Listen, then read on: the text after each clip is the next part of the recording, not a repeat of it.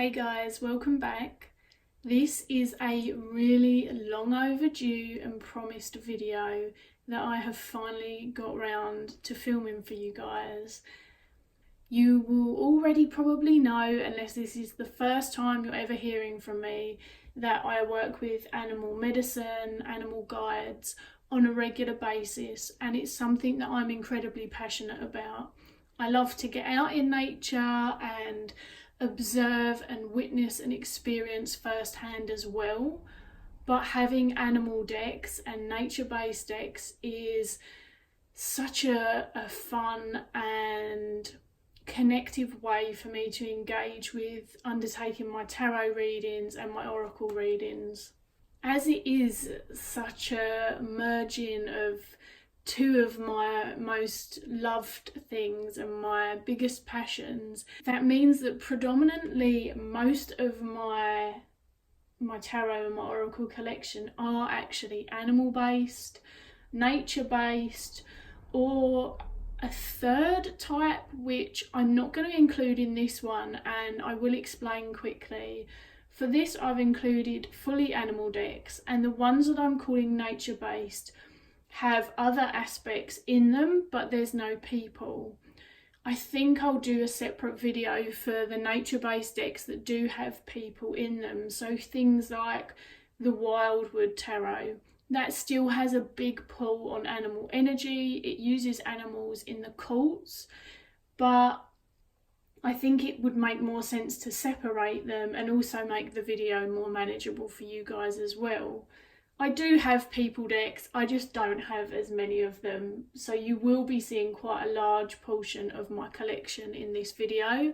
And then, as I say, the rest of my collection I'll share with you over time in a couple of other videos. Let's start off with tarot, and then we will do the oracle after. As always, I will list everything that I've included in the video down below so that you can have a look if there's anything that you're particularly wanting to jump ahead and see. Starting off with the fully animal themed tarot decks, this is the Animal Totem Tarot, and I have to say this has consistently been one of my favourite decks to use. The artwork is stunning. It's definitely an art style that I enjoy anyway.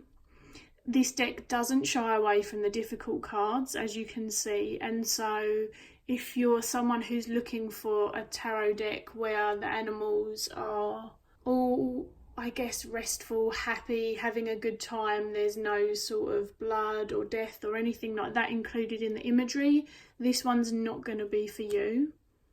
One of the things that I have noticed most about this deck is how poignant each animal choice is. Most things are consciously created, but this feels like it was a long-term passion project. It's freaking awesome that it's available mass produced, because it really is one of my favourite decks. If anyone asks me for an animal deck recommendation tarot wise, this is usually the first one that I recommend. The book that comes with this as an addition is freaking amazing. It is great for beginners, but it's also fantastically interesting for those who aren't beginners, because it gives you such a selection of information. You get the animals message, you get a general message, and then you get it broken down into 3 areas of life. And I just think that the whole package is an amazing thing. It would be very helpful for people who maybe wanted to merge their interest of animals but hadn't yet found a way to see it in tarot. And there's not one card in here that I don't gel with, that I don't vibe with. The most interesting card was the Judgment card, which has got reindeer on.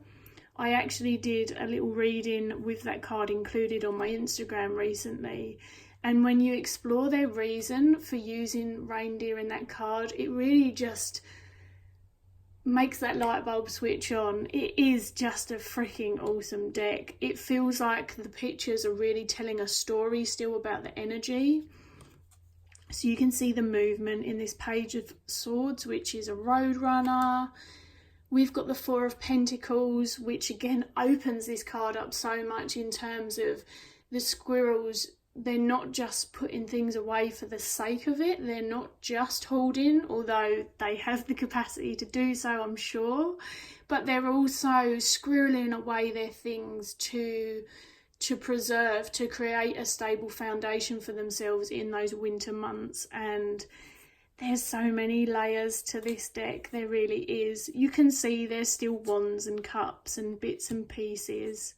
Here's the Judgment card that I was talking about. But in terms of an animal deck, I really have no complaints on this one at all. I freaking love it, and I really enjoy the backs as well. The next beautiful deck is an indie deck. It's available on the creator's Etsy, and I think you can still get it directly through Gamecrafter, but I'm not sure. And this is the Animism Tarot. I love what they've done with the borders just on an aesthetic level, where you've kind of got it zoomed in on the original picture, and you can see that it continues to give it a very nature, earthy kind of vibe to me. This is a deck that doesn't confine the animals to the elements in an obvious way. So here you can see we've got a sloth for the Four of Cups. They're not all water animals. And that's just something that I think goes to show that the creator has thought about the animal energies. That's not to say that I don't like it when they use the elements, because I read with elements in a big way.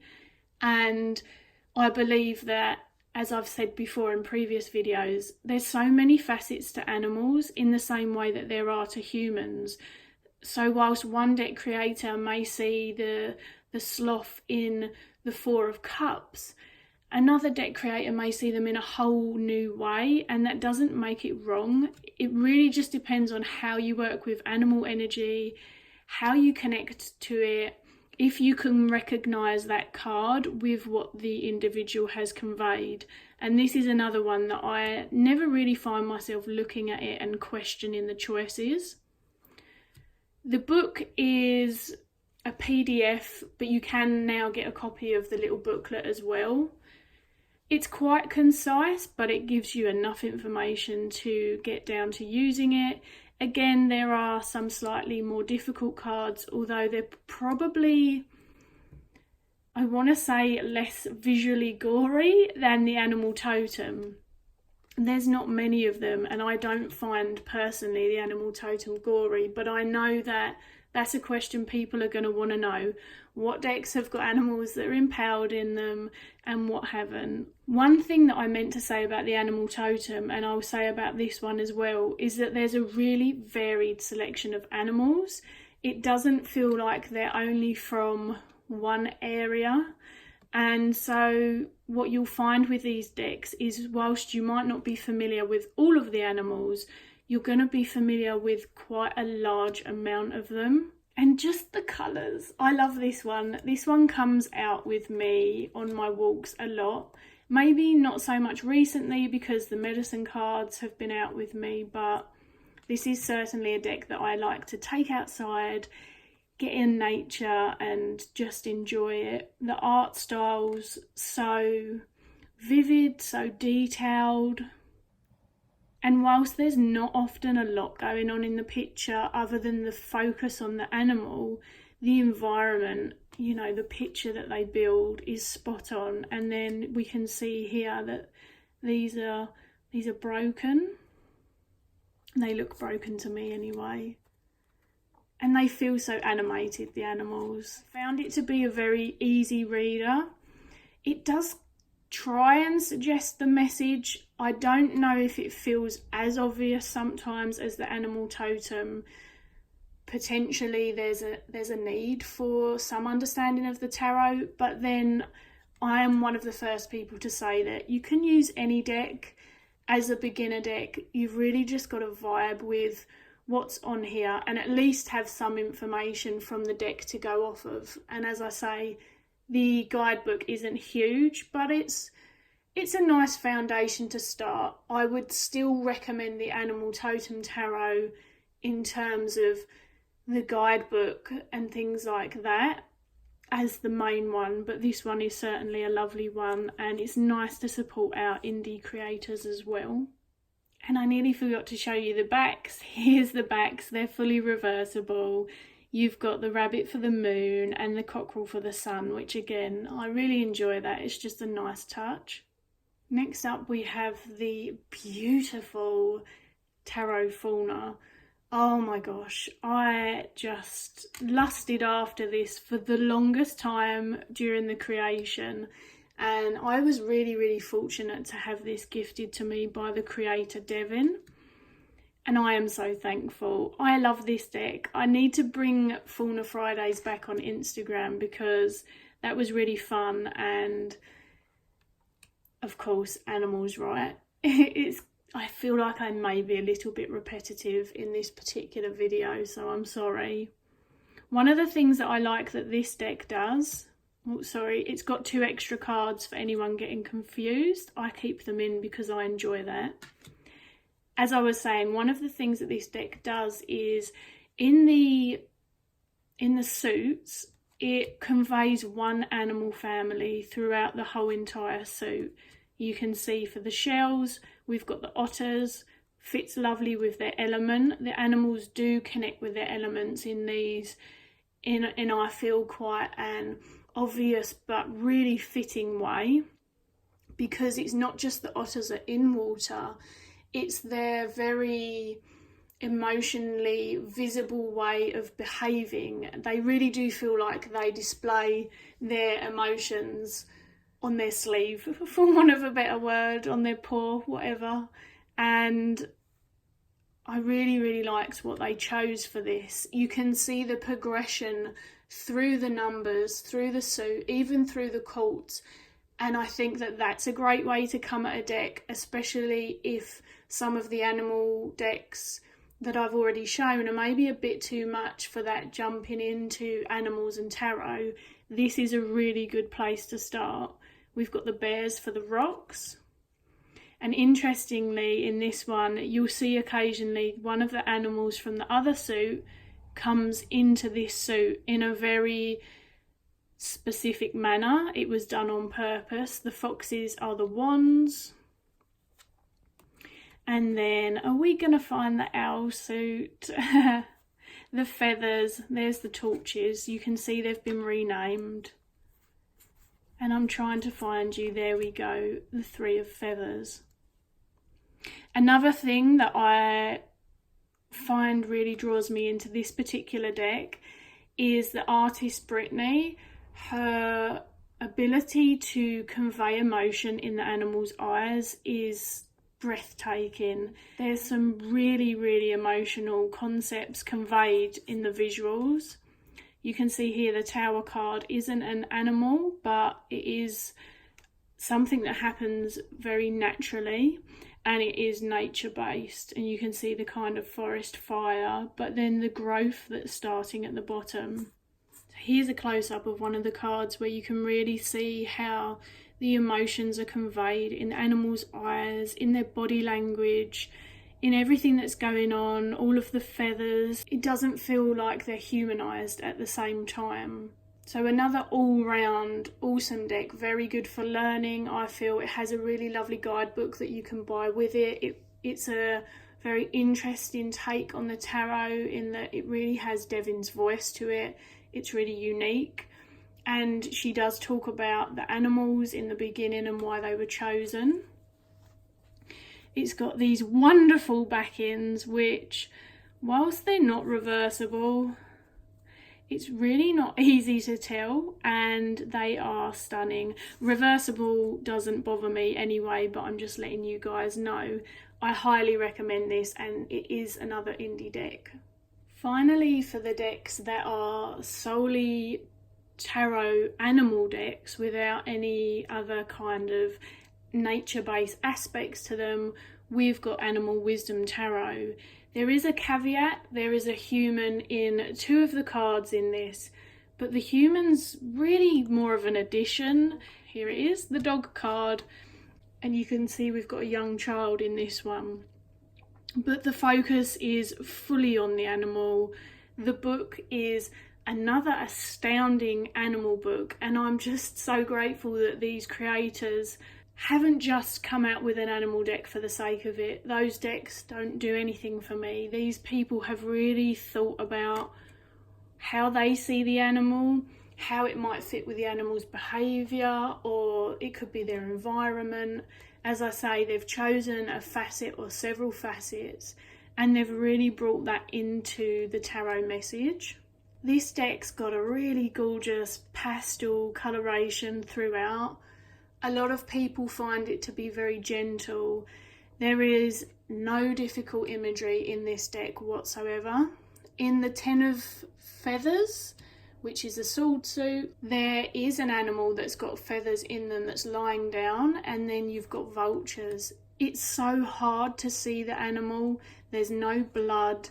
It doesn't feel piercing or evocative in the same way as the other decks. It really is gentle, and so I'd have no qualms reading this for someone who maybe needs that extra gentle touch for whatever reason. Some of the depictions, again, they might not feel as obvious in the message they're trying to tell. Some of them tell stories better than others, I feel. But then the colours kind of add to this. So in this Five of Shells, we've got more sort of murky seas. But again, for a beginner, they're going to potentially need the book, but the book is really, really good. I love the book, and it's mass produced, so it's easy to get hold of. It's all in colour. It's colour coded for the suits. Here we are. Just what I needed. The Ten of Feathers, very fitting for the vulture, but we've got no blood. That is, I promise, the most difficult card visually. So if you're wanting an animal deck, but you're not necessarily wanting to see animal nature in that kind of more animal eat animal reality, then this is going to be a better deck for you. Here's the other card with the human in it. You can see we've got some name changes here. Some of them feel like they lend themselves more to the meaning of the card, whereas some of them feel like they're more of a rename, but all again very, very fitting. And what I like about this deck is it's got the name of the animal at the top, which I find is probably quite helpful for people, just in case there is an animal that they're not quite familiar with, and then it just gives them something to fall back on if they want to go and look up more of that. The other thing with this deck is there is a serpent in it. I think on the Tower card, more sort of a mystical looking serpent, not a snake. And it's not a unicorn, it's a Pegasus. Is that the flying horses without the horn? It's got something like that in one of the cards as well. So we have a little bit of a touch from mystical. And I almost forgot there's this addition in here as well of the human, but again it's very focused on the crow, and it doesn't feel like it detracts it or makes it a humanized deck. Finally, here's the backs. They're reversible and they've got the gorgeous full card on them. I'm now moving into decks that I would consider nature-based minus humans, and I had to start with my beloved Wild Unknown because this is the animal deck that started it all for me in terms of tarot. The courts are animal families, so again that was something that when I was transitioning it made a lot of sense to me, because before this I had my beloved medicine cards and my shaman wisdom cards, which have got a lot of animal energy in them too, but my tarot decks were human based. And whilst I love animals, I do think that this helped with the transition, that it's not solely the animals, but that again it felt very conscious and it made a lot of sense to me. This is a deck that I read with all the time. I am struggling to find new things to tell you guys about this deck purely because I talk about it all the live long day, but it really was a catalyst in my tarot evolution in terms of where I am now, how I read, what I'm called to. It taught me to read the visuals in a card in a completely new way, to pay more attention to the colours and the lines. And it was a deck that, I don't know how often I've said this, but when I very first got it, I would find myself very occasionally looking at a card and thinking, huh? There wasn't, and then there was just nothing happened. And then after a few weeks of sitting with this weird space that I was in, something just clicked. And I think it was the fact that I was so in love with the imagery that instead of putting it down and moving away from it, I was still working with it, but in an enjoyable, not forced capacity. And this is one of those decks now where if I had to sell lots of my decks for whatever reason, this would not be one of them. I adore all of the elements. It does feel really nature-based. I know for some people when we talk about nature-based decks, the element of cuts and things like that, they're more human. But you see that in most of these decks, to be honest. Aside from that, there's no human element. There's no hands, no shadows. We've got mountains and trees, skies. It really is just beautiful. I got this before I was aware of the hype, which is neither here nor there, because hell, I would have got it anyway. But I can just say that it wasn't the hype that did it for me. It was the sheer love of the artwork and how it evolved over time. There are cards like this, which is why I've stopped on them. There is a buffalo that is being pierced, and it is in, I guess, much more of an emotional capacity. It really rings home the 𝗬𝗁𝗺𝗀𝗁𝗀 version of the Ten of Swords in particular. I know that card and the strange eyeballs and things being cut in half kind of puts a few people off, so there's your heads up. And other than that, these are the backs. You might see another back. This is the second indie edition. It's also mass produced. I love the backs of these cards. They're probably some of my favourite. This is the very sweet White Sage Tarot, and there for me is enough animal energy in this for it to be an animal nature based deck. It might not feel that way visually in such an obvious sense.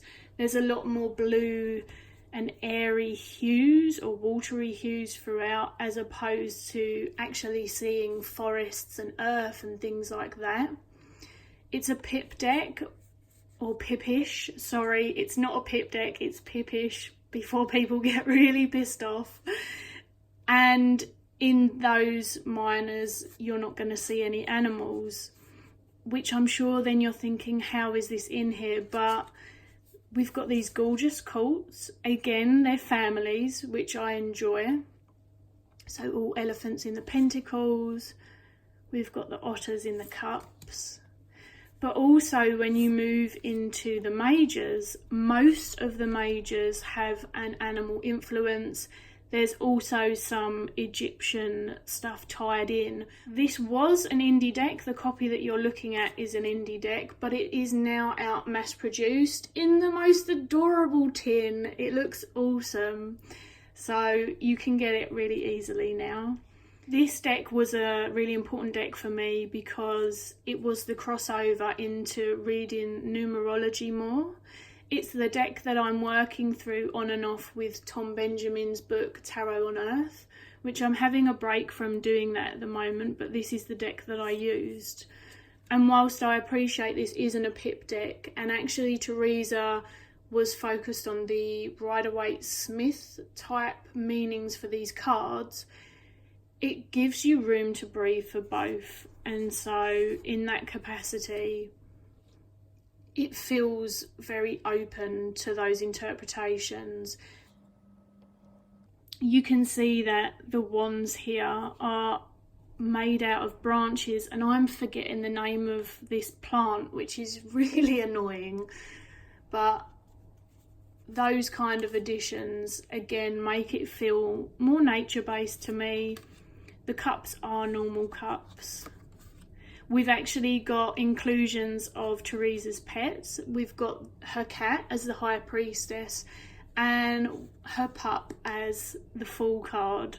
And so what you can see, whilst it maybe isn't an animal deck in the same capacity, the cards that do have animals in, they've been chosen for a very specific meaning that links with some of the understanding that we have of those animals. And for that reason, I've put it in with these ones, because it's still one that I think of for animal/nature working.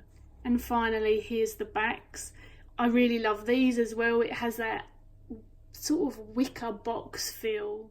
Here we have the Naked Heart Tarot, and I feel really blessed to have so many talented friends, because this was created by a dear friend of mine as well, the lovely Gillian. This is the 2nd edition, and it is an indie deck. It's got this really beautiful combination of these sumptuous colours and what almost looks like close up, which it's not doing it justice on the camera. It looks like there's texture to the artwork and the layers. And then you've got these more stark contrasting, I don't want to call them doodles or sketches, because it really feels like it minimises the beauty of Gillian's artwork, but that kind of feel to it. It's a real nice play that draws you into the main element of the card, but then you've got all these additional details that are trying to help you understand what's going on in the particular card. Again, there's no humans in it, whilst there are human elements. We can see the arms here in the devil. The animals vary throughout the suits until they get into the cults. It seems very popular to have families of animals in the cults in many of these decks, you'll notice. But again, as I say, that's something that I have enjoyed. Gillian's one who feels like she has chosen different animals for the cards that aren't maybe as commonly used. Everyone has their reasons, and I don't mind the commonly used ones at all either, but it's something to highlight the differences between the various decks that I'm showing you. And seeing these beautiful eagles in the Lovers card is exciting, because it's not what I expected, and the fact that they're making the little heart as well. There is a lot of astrology and links to elements and things like this included in this deck if you want to work with those additions, but it's certainly not a requirement. In the same way that the previous deck, White Sage, it has the addition of chakra ribbons, which I forgot to mention, but of course you could see them, and it's not a prerequisite to the deck, but it's in there. I love the colours and the textures. I probably sound super biased because of course I want to support and love my friends' work, but this deck was a really powerful one for me. This had me putting down my Wild Unknown, not because they are the same. They do not feel the same in any way. They feel so different. And whilst it's almost easy for people to pull comparisons because they utilise white space and colour and lines very intentionally, these are two completely different decks, and they feel that the whole way through. Again, the swords. I love the change up for the swords family. We've still got the air element, and this was one that I actually discussed the cults on in my review. If you want to hear how I connected those particular cults and their animal energy to everything that we already know about those cult cards. I just cherish this deck. I find that it reads on pretty much anything that I've ever wanted to read on so far, and it doesn't feel super animal only centric in the same way as some of the others are. It's a nice crossover space for people. And yes, just lots of love for this deck basically. Let's show you the backs. The backs have this epic crystal grid. I do have the spare card and I use it as a mini crystal grid often. They're fully reversible and they've got these beautiful moths on them as well. And last but not least, we have the awesome Wooden Tarot, which I have been developing a relationship with this deck over the course of a year or two, and it's coming out a lot more. And you can see that because the artwork was painted on these epic pieces of wood, all of that texture and colour has been encompassed in the deck and the visuals. It's a really challenging deck sometimes because it has these focused visuals in that there's sometimes only one thing in the whole picture. You can see here the miners really do that throughout. This is the stones, which is actually the wands. It kind of throws a few people off, but what you see throughout the stone suit is these beautiful red fiery looking crystals, or these amazing antlers. And I love how these two are interlinked with each other, just like they would be if the deer were rutting, or the stags, and how that can link to conflict. It takes some sitting with this deck to get that sometimes, but oh my gosh, is it worth it? We've got the bones, which is the pentacle suit. Once you get used to the visuals, then the keywords, at least they don't hinder me. And you can see that when it's not an animal, it is very nature-based still. And in this 9 of Pentacles, you can see that there's all this growth occurring, and the bones are very specifically chosen. You see pelvic bones, knee bones, and then there comes the animals. They're awesome. How adorable are these animals, right? This little mouse with this potentially risky snake, which is one of their predators. There isn't a book that comes with this deck. There are some amazing blogs out there and discussion groups that focus on this deck in particular. I would really still love to hear the creator's reason for the animals they chose, or what the bones are, just maybe for ones that I haven't yet worked out.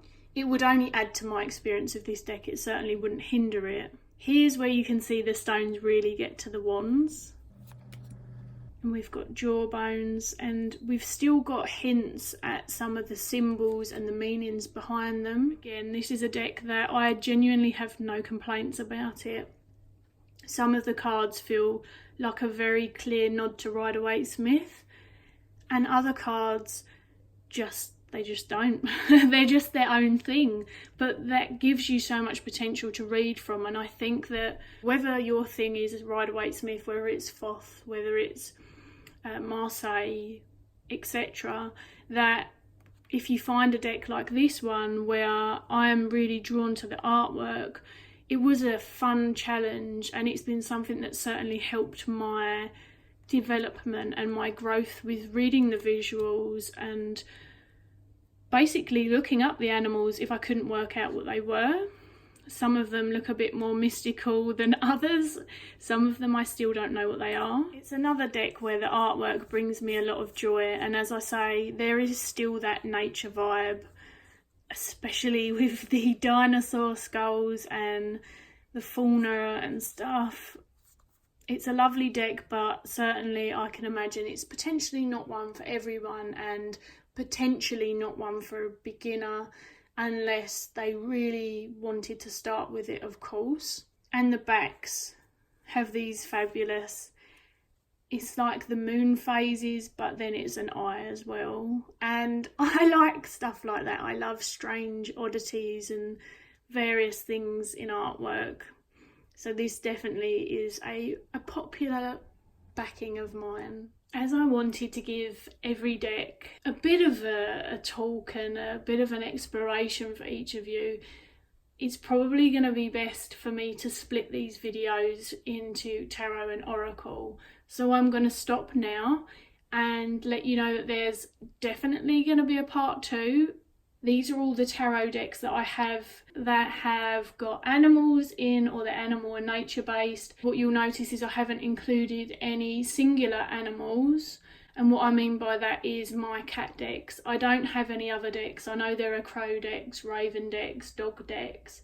I don't have any like that at the moment, but as you guys know, I have cat decks.